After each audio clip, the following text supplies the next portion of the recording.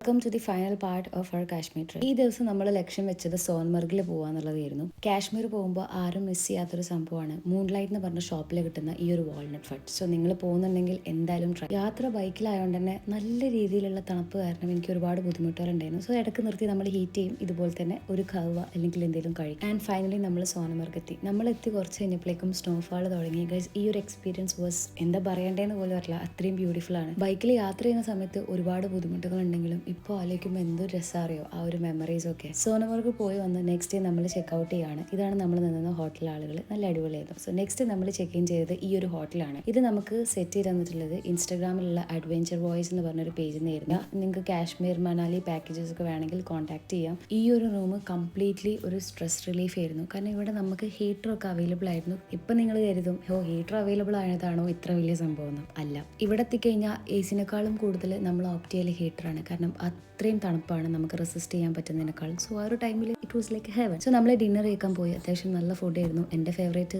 ആ ഇരിക്കണ പനീറായിരുന്നു. പിന്നെ മിസ് ചെയ്തിട്ടില്ല, ഇത്തവണ കഹവ പിടിച്ചു. പിന്നെ നമ്മൾ റൂമിലെത്തിയിട്ട് ഈ ഒരു ഫഡ്ജ് അയച്ചു. സർപ്രൈസ് ആയിട്ട് ഒരു സ്പെഷ്യൽ ആയിട്ടുള്ള ഒരാൾ അയച്ചതാണ് ഈ ഒരു ഫഡ്ജ്. ആൻഡ് ഈ വീഡിയോ കാണുന്നതിൽ താങ്ക് യു. മോർണിംഗ് ഫ്രഷായി നമ്മൾ ബ്രേക്ക്ഫാസ്റ്റ് തേടിപ്പോയി. ബ്രേക്ക്ഫാസ്റ്റ് നല്ല അടിപൊളി സ്റ്റാൻഡേർഡ് ബ്രേക്ക്ഫാസ്റ്റ് ആയിരുന്നു. അത് കഴിഞ്ഞ് നമ്മൾ അവിടുന്ന് ചെക്ക് ഔട്ട് ചെയ്തു. ഇന്ന് നമ്മൾ കവർ ചെയ്യാൻ പോകുന്നത് ഗുൽമർഗ് ആണ്. സോ നമ്മളൊരു ഫ്രണ്ട് വന്ന് നമ്മളെ പിക്ക് ചെയ്തു. ഫസ്റ്റ് നമ്മൾ ഗുൽമർഗ് പോകുന്ന സമയത്ത് ഇതുപോലെ ടാൻമർഗിൽ പോയി അവിടുത്തെ ലോക്കൽ വെഹിക്കിൾ എടുത്തിട്ടാണ് പിന്നെ നമ്മൾ ഗുൽമർഗിലോട്ട് പോവുക.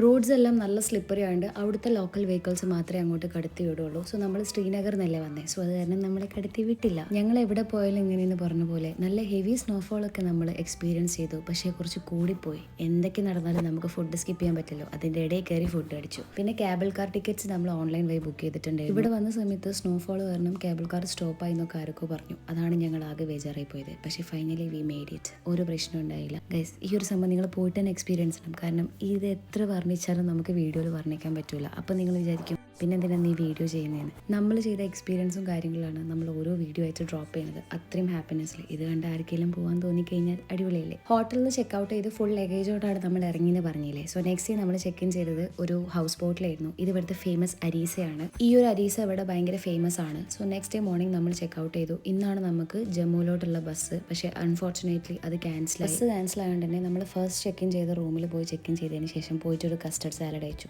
അപ്പോൾ കുറച്ച് സമാധാനം. അന്ന് ഞങ്ങൾ അവിടെ സ്റ്റേ ചെയ്തിട്ട് നെക്സ്റ്റ് ഡേ ഫ്ലൈറ്റ് എടുത്തു. Srinagar to Hyderabad to Calicut. ഇങ്ങനെ കണക്ഷൻ ഫ്ലൈറ്റ് ആണ് നമ്മൾ ചൂസ് ചെയ്തിട്ടുണ്ടായിരുന്നത്. ചൂസ് ചെയ്യാൻ കുറേ ഓപ്ഷൻ ഒന്നും ഇല്ലായിരുന്നു കേട്ടോ.